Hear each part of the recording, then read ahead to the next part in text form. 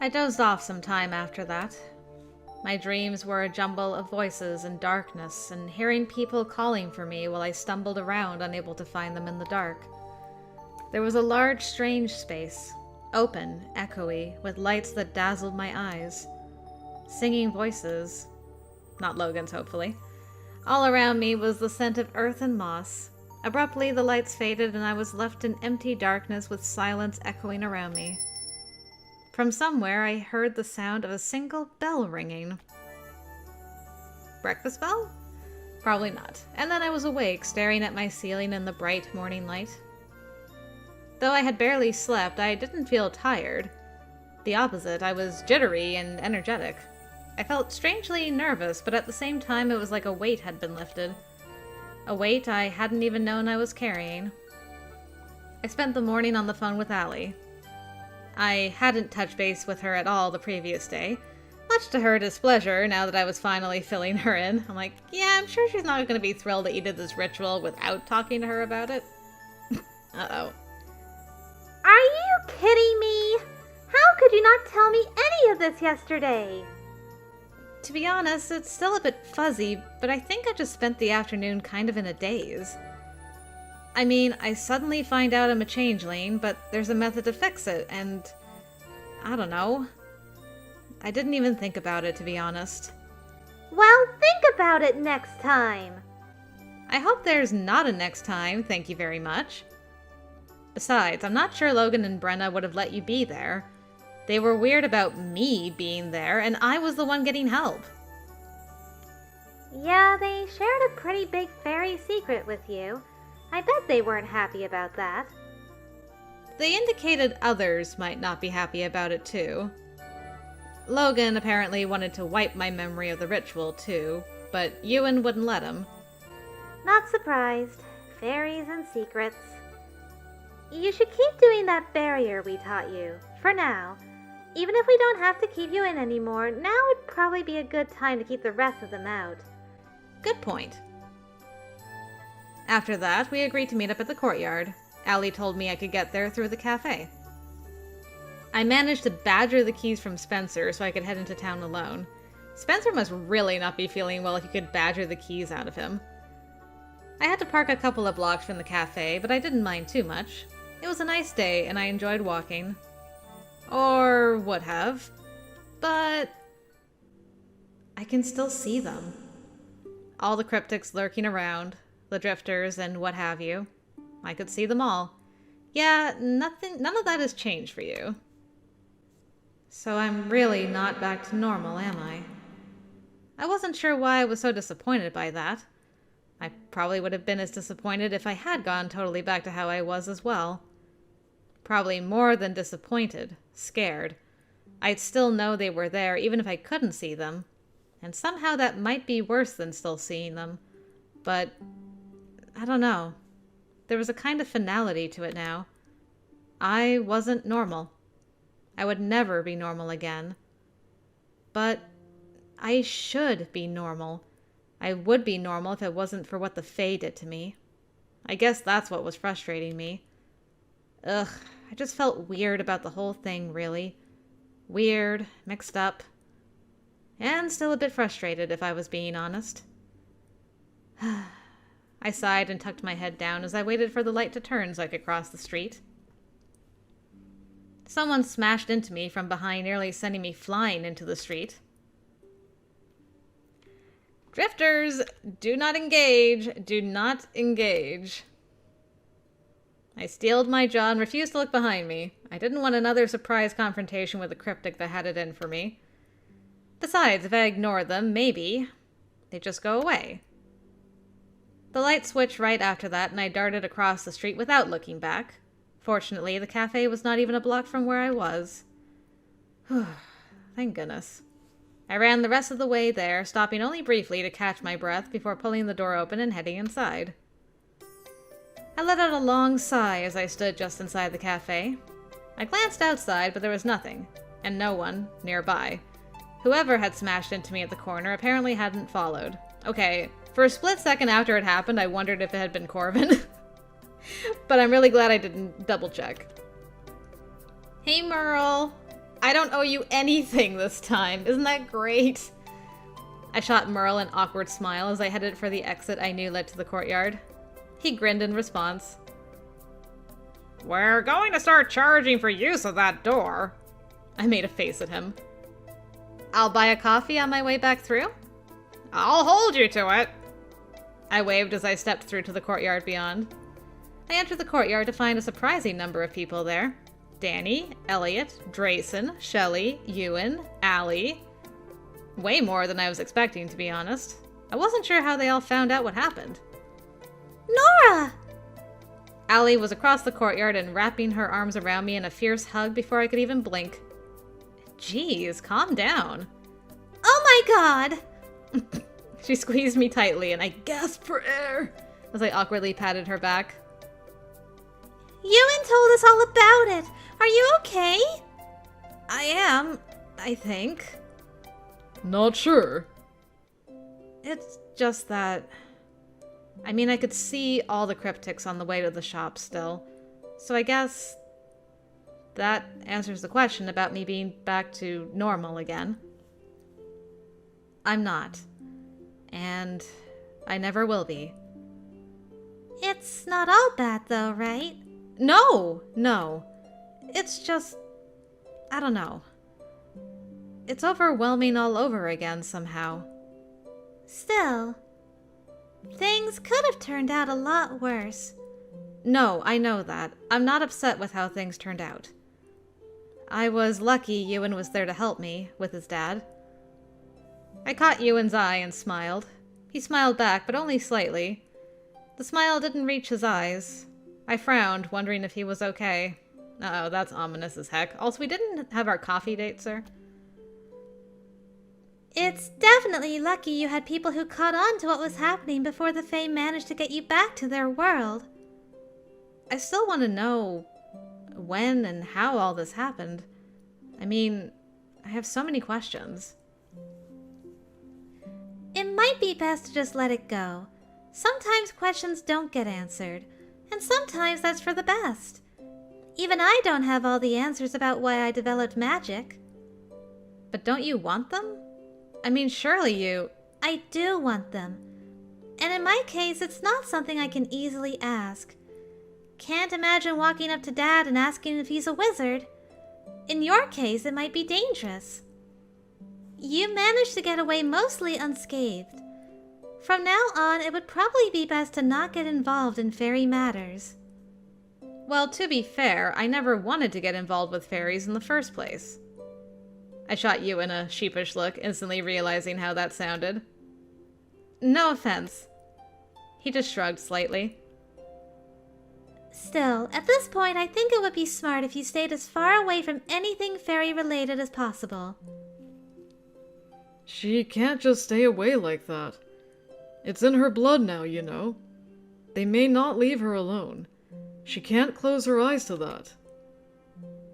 We both looked up at him with surprise when he broke in suddenly. He seemed annoyed. Allie frowned. She's still partly human, Ewan. I hope you realize that. She's not one of you. If she can walk away from this now, I think she should. One of us? What's that supposed to mean?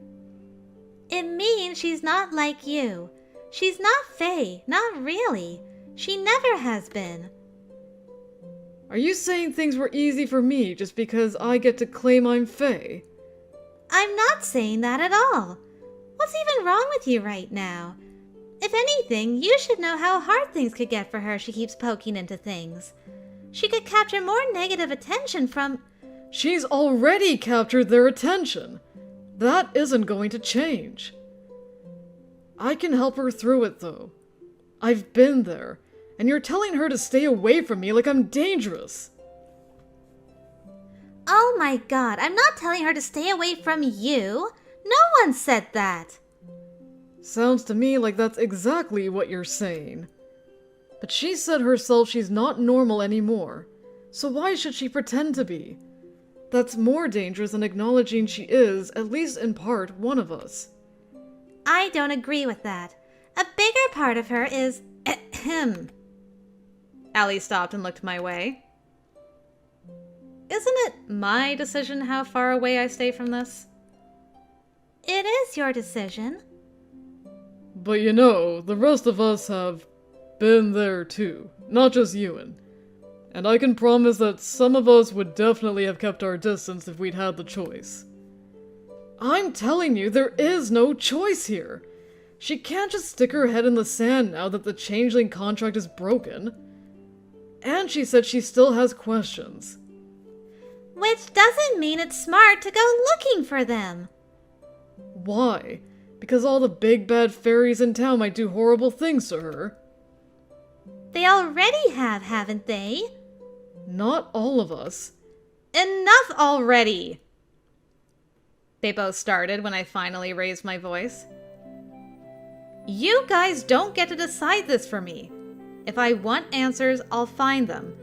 And if I want to hide in a blanket fort and pretend none of this happened, I'll do that too. Stop arguing about me like I'm not even here. You know what? Do whatever you want. I'm out of here. What the hell did I miss? I stared after him as he stormed out of the courtyard through the cafe. What the heck was that about? I have no idea. I had no idea either. For him to just blow up like that out of nowhere was a little weird. I mean, that escalated pretty fast. Something was up. I'm going to follow him and see if I can talk to him. Please be careful out there. I'll be fine.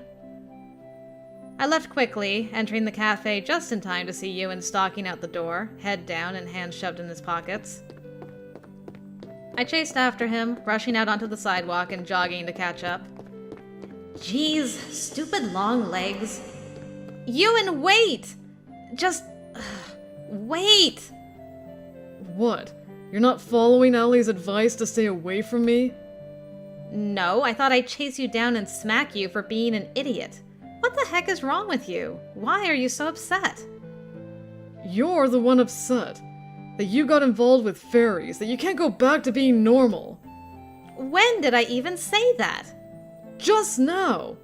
You didn't want to get involved with fairies in the first place or whatever. You want to go hide from all this. I literally did not say that second one. And yeah, sorry. I never particularly set out or wanted to get myself tangled in some weird contract. And you're all upset that you're not normal anymore. So sorry you have to be stuck being one of us.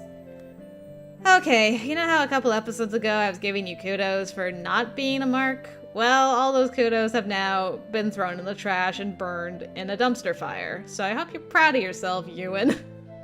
What the heck, man? You don't want to be Fae either. Why are you giving me the third degree? Are you just, like, envious that I have the choice to step away? Like, what is going on with you? You need to chill out. Am I not allowed to grieve for my old life at all?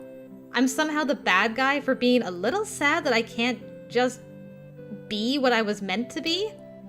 So sorry we screwed up your life.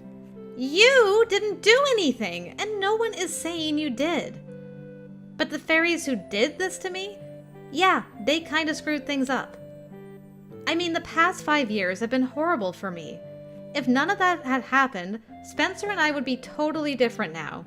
Am I not allowed to think about that? I basically lost my brother because of this. I mean, he's still alive and well, but we have no relationship. Yeah, that upsets me. The fact that I'm not normal and can't talk to him about it. The fact that there's always going to be this wall between us. That makes me sad. But just because that's true, it doesn't mean I want to turn my back on all this and go back to normal either. I mean, I'd also be sad if I was suddenly this normal girl who had nothing to do with the club. Is it wrong to feel just a little mixed up about all this? A lot has happened in the last 24 hours. I'm still trying to just deal with it all. I never said I'm going to avoid you for the rest of my life for fear of catching your fairy cooties or something. Cooties? Look, I'm just saying you're kind of overreacting here. I don't think Allie's advice is bad, but I never said I agree with it. Why are you so mad at me suddenly? No, I mean, I'm not mad at you. Really? Because you kind of look like you're mad at me. Ugh, damn it. Look, of course it's not wrong to feel mixed up, okay? It's not wrong to be sad about this. He dragged a hand through his hair, letting out a soft groan of frustration. I'm sorry. Maybe Allie's right. Maybe you should stay away from us. I don't think she meant I should stay away from you in particular. But in the end, it still might be best. I just thought I'd finally found someone who would understand. Understand you? I mean, I think everyone does. Danny also... No. Someone who understands this. This being stuck between two worlds the way we are. That's something uniquely Fae. Something the others can't understand because their societies aren't like ours. Like mine. I constantly feel like I'm being pulled in both directions. And I just thought there was finally someone who would get it. Seemed like I wasn't the only one with a lot on my mind these days. There was a bench nearby, so I pulled Ewan over to it and made him sit. And he said, "What are you doing sitting on the bench? That's dangerous." I'm sorry. None of this is fair to you. What happened to you and now me being... Clingy? I was going to say angry for no reason. That works too.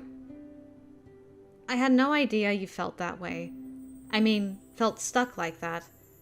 I thought you hated fairies and didn't want anything to do with them. I do. I mean, I hate them, but at the same time I'm one of them. I'm Fae. Fully Fae, with everything that entails. Except that I was raised human. Being human is all I know, but I can't live as a human anymore, can I? I mean, look at me. I had to give up something I love doing. I have to avoid people because who knows what might happen when I'm around them. I can't even hang out with the girl I like without completely freaking her mom out. Wait, what? Did he just... confess? I knew he was talking about something serious, something I should pay attention to, but everything else he just said kind of faded behind the phrase, "girl I like." Just tunnel vision on that. Wait, like? Like? That casual confession had definitely melted my brain if I was using the word like that many times in a row. Jeez. Allie is right. You should just keep your distance. From me. From all this. I snapped back to the conversation, trying to catch up with what he just said and figure out if I'd missed anything with my stupid internal flailing. I feel you, girl. No! What? I said no. We're not doing this thing where you're all, "Please stay away from me for your own good." First, I decide who I spend time with. Not you, not Allie. Me. Also, I'm not staying away from you because I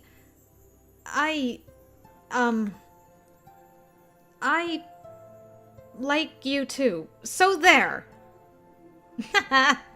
No takesy-backsies. Ewan's eyes went wide, and in an instant his face was flaming red. Oh no! Catch his head quick! I didn't think we'd ever see that dead look on someone else but other than Nora. Oh no. Then his expression went sort of weirdly dull and his eyes glazed over. His head started to tilt forward and a little wheeze of green smoke escaped. No! I slapped my hands to the sides of his face, keeping it firmly in place, praying his body didn't slump forward or something, because, yeah, that didn't seem like a good thing to have happen on the street. I don't know if it was me slapping him or what, but he blinked once and was back. We just stared at each other for a long moment, my hands planted firmly on his cheeks and his eyes wide and startled. I'm getting pretty good at this. You are. You're, like, becoming primo wife material for this headless boy. He put one hand to his neck, breaking into laughter. His voice had that hoarse and hollow quality to it, but it seemed like things managed to reattach before it all went south, so that was good at least. See? It's not so bad. As long as you have me to smack you around and wake you up when that happens. Not sure how I feel about getting smacked around by you. Well, if you'd rather someone else do it. No.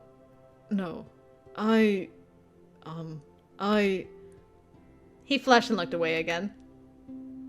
I'm good with you. Good. So, want to go back to the courtyard with me? Yeah, I guess I should. Well, I don't want to impose or anything. Yeah, I'd love to go back with you. It's basically the highlight of my life. You two are trouble. I made a face at him as I tried to pull him to his feet. Oh, no, there's a problem. I can't move. He suddenly went limp, and I was basically standing there pulling with all my strength without being able to even budge him while he smirked up at me. You suck. You stupid heavy giant! Shrimp.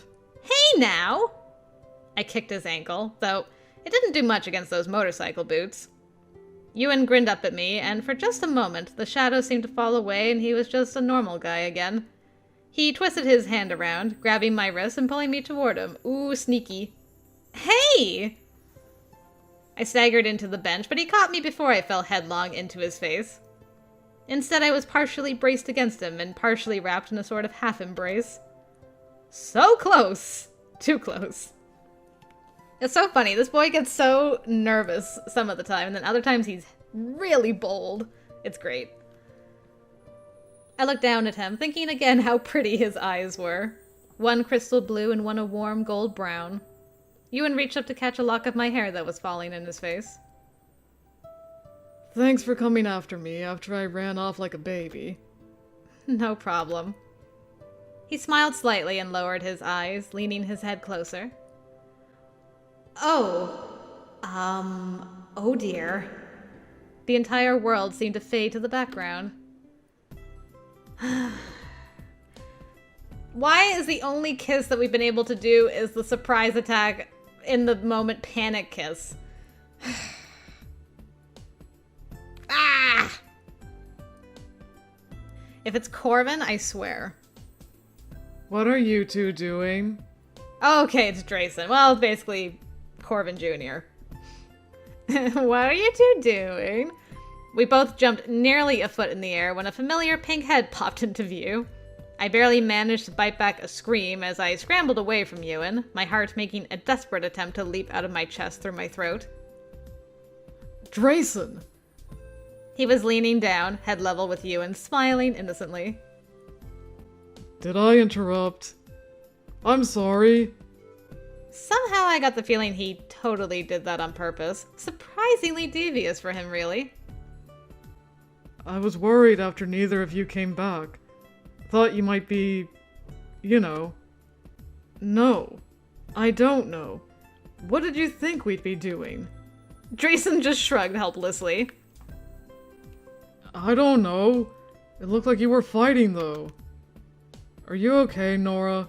Don't let Ewan bully you, okay? Who's a bully? He gave Drayson's braid a solid yank. Ow, ow, ow! Ewan, stop it! I just laughed at the two of them. I wasn't quite sure if I was relieved or disappointed that was interrupted. I pressed my hands to my face, trying to cool my stupid cheeks down. I think I'm heading back before everyone else comes looking for us, too. Ewan flung the end of Drayson's braid in his face, tussling his hair. Yeah, I'm going back too. Come on. You're so mean. It was deserved. The three of us walked back to the cafe together, and this time I stopped to buy a coffee before we returned to the courtyard, just to make Merle feel better about our use of their door. By the time we got back, Danny and Elliot were leaving. Danny shot me a smile as they passed. Sorry to leave so soon. We have some errands to run for Velos. I'm really glad everything turned out okay for you, Nora. Thanks. Ewan, sorry to pull you away, but there was something Velos wanted you to check on too if you have a minute. Ewan made a face. Yeah, I'll come along. I'll be back if I can, okay? No problem. The three of them left with Drayson in tow, leaving me, Allie, and Shelley alone. Wow, that really broke down the group. Just us ladies now. Anyway, I don't want to freak you out, but Yeah, if you start a sentence with that, I'm going to instantly be freaked out. I was thinking it might be wise for us to teach you some defensive magic. Probably not today, but sometime soon. Definitely before Samhain. Why before then? Well, we don't know how ticked off they are about your contract being broken. If there's a time for the Fae to try anything in regards to that, it's going to be Samhain. Okay, that freaks me out. Look, we'll take precautions. It's just that the Fae naturally gain a lot of power that night, so it'll be good to be prepared. The one mixture I gave you won't be enough to protect your entire house, but maybe we can look into spreading some other fairy banes around, just to be safe. That's probably a good idea. We can spread some salt around the perimeter, maybe put up some iron objects to ward them off. Now that you don't have one in your head anymore, it'll probably be a lot easier to resist that call to go wandering. Yeah. And we'll find time for a short magic lesson, just something to teach you some barrier spells, just in case. This all seems worrying. Well, we could be overreacting.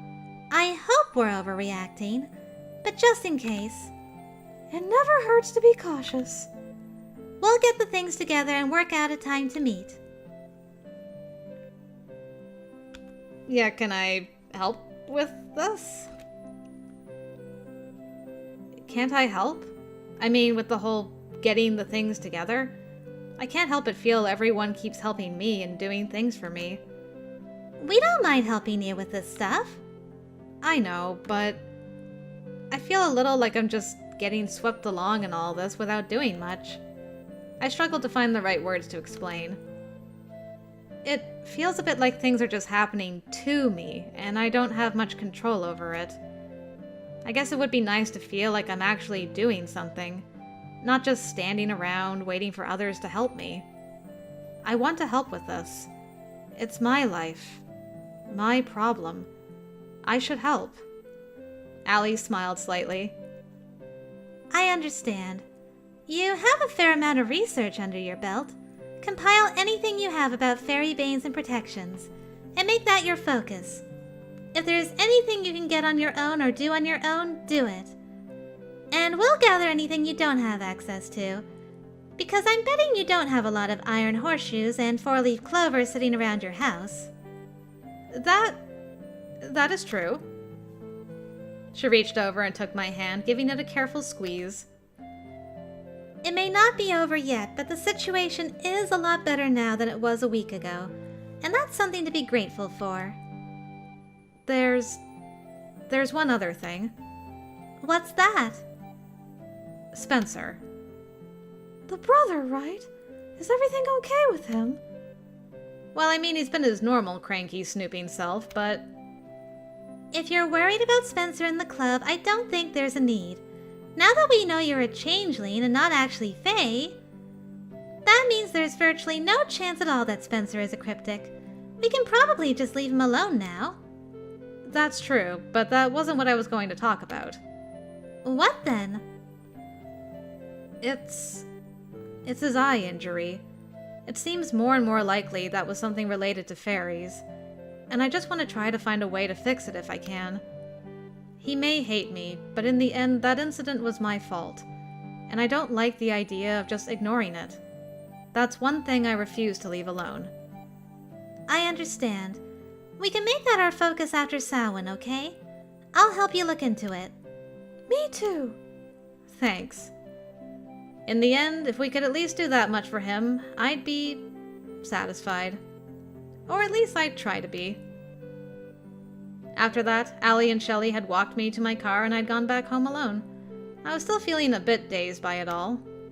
Maybe I should try to text Ewan, just to see how he was doing. Maybe reiterate my gratitude. But I didn't reach for my phone. I wasn't really feeling up to a conversation. Actually, I'd been feeling kinda gross ever since I arrived home. I didn't know if it was all the stress catching up to me or what. So I was flopped on my bed with my journal nearby, trying to flip through all my notes on fairy banes. I was struggling to focus, though. I stared down at the scrawled code covering the pages and traced my fingers over the swirls. Mine and Spencer's language. I sighed, wishing the times we'd been close could come back. With me stuck as some kind of fairy hybrid, and Spencer just a normal human with every right to be suspicious of me and my weird school club, those times might never come again. It was frustrating because there had been a time we both had seen and experienced weird things. A time we both... I frowned and sat up, mulling that over. There had been a time we shared this stuff. A time we'd both seen these kinds of things. They had said it wasn't terribly uncommon for children to see fae, but Ewan also said it was strange for a 12-year-old to still be able to see them. If we assumed that, 5 years ago, Spencer saw something fae-related and that's why his sight was stolen, then it would mean it wasn't some chance sighting. It would mean he retained his childhood ability to see fae. What if the only reason he couldn't see them now was because his ability to see them was damaged when the sight in his right eye was stolen?